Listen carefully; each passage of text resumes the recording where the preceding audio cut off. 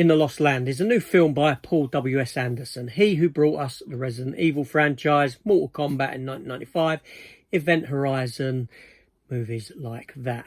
It stars his wife, Milla Jovovich, who I am quite a big fan of, actually, and that's what drew me into this film, wanting to watch it.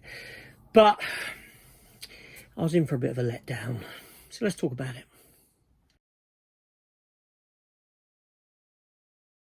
My God, I have seen some ugly looking films in my time, but nothing as ugly as this movie here. Seriously talking.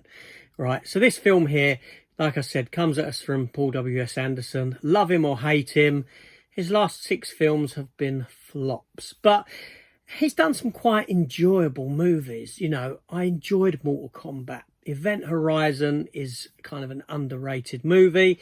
Even Alien vs Predator, the first one, is quite an enjoyable movie for what it is.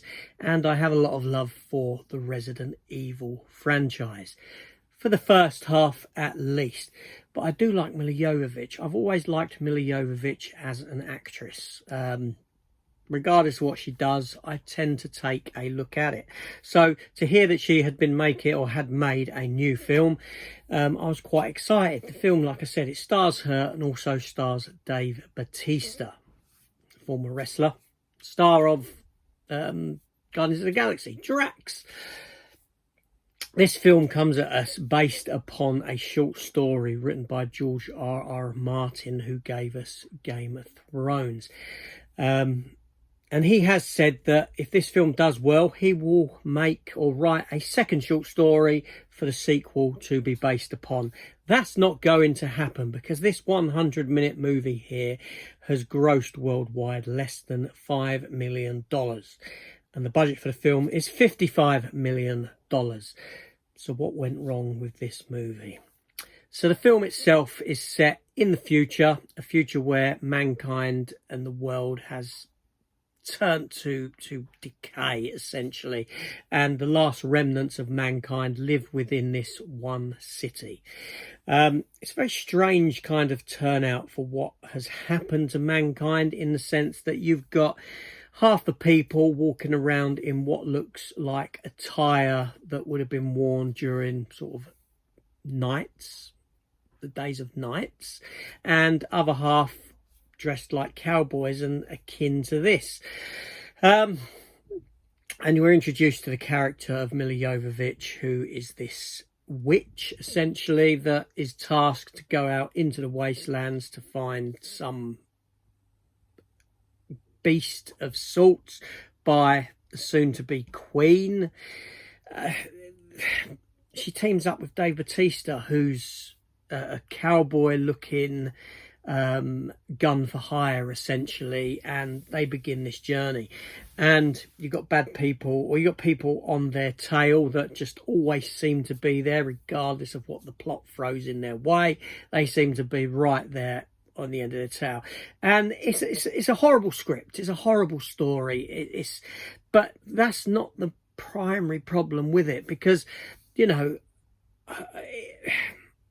it's just an ugly looking film, right? Okay, the story is pretty dire. It's pretty boring. Like I said, it's 100 minutes long, but the film is so ugly looking. Now, this film itself was actually filmed on 2 sound stages. That's it. And the film just feels so damn fake. It looks fake. It feels fake.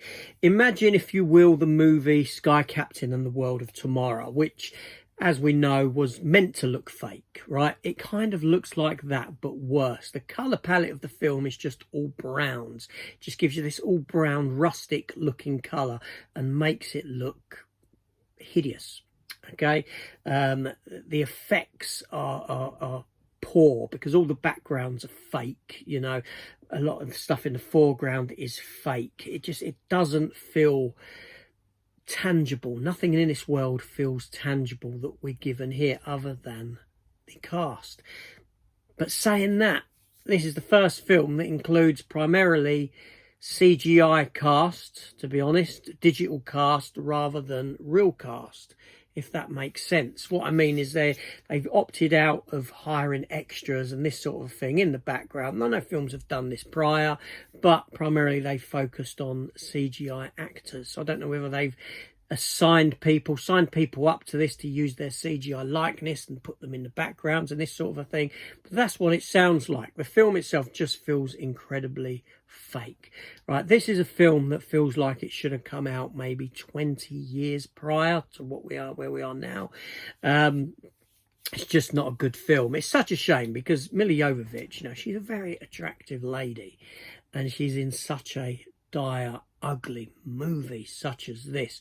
And Paul W.S. Anderson, like I said, love him or hate him, he's made some enjoyable films, but at the moment I think he's in a position where really he should step back from making anything, because this film is terrible.